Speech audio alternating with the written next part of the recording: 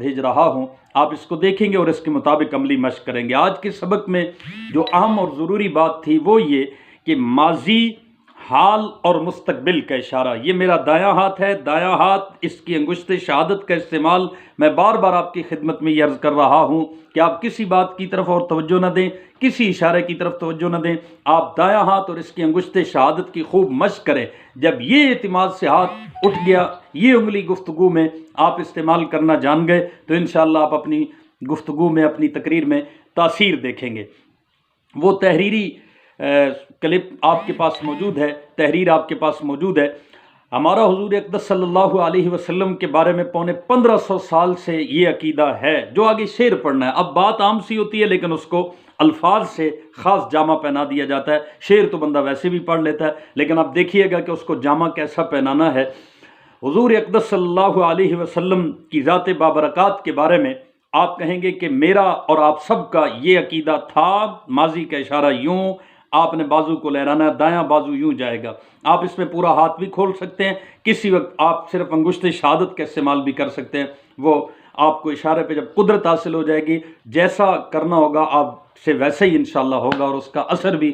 ایسا ہی مرتب ہوگا۔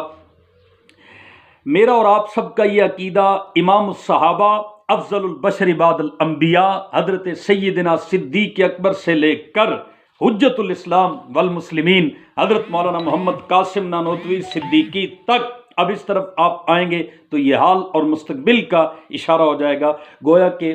صدیوں کا سفر آپ لمحوں میں، کرنوں کا سفر، زمانوں کا سفر آپ سیکنڈوں میں طے کرا رہے ہیں۔ یہی خطیب کا کمال ہوتا ہے۔ میرا اور آپ سب کا یا ہمارا یہ عقیدہ حضرت سیدنا فاروق اعظم سے لے کر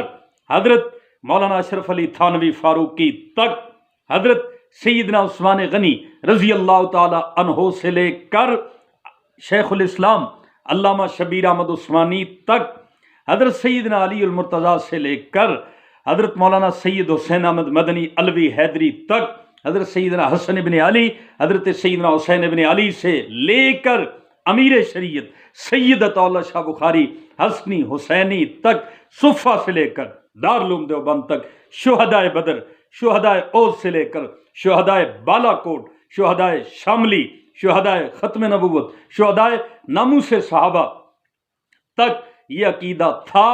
ہے اور رہے گا۔ آگے شعر پڑھ دے کہ میں نے اس ذات پہ کہنے کی جسارت کی ہے جس کے دامن پہ فرشتوں نے عبادت کی ہے، کس کی ہمت ہے کہ میرے آقا کے مقابل آئے، میرے آقا نے تو نبیوں کی امامت کی ہے، آسمانوں پہ، اشارہ آسمان کی طرف، آسمانوں پہ، زمینوں پہ حکومت کی ہے، جس نے بھی میرے آقا کی اطاعت کی ہے۔ اللہ اللہ، وہ لوگ بھی کیا لوگ تھے جنہوں نے چلتے پھرتے میرے آقا کی زیارت کی۔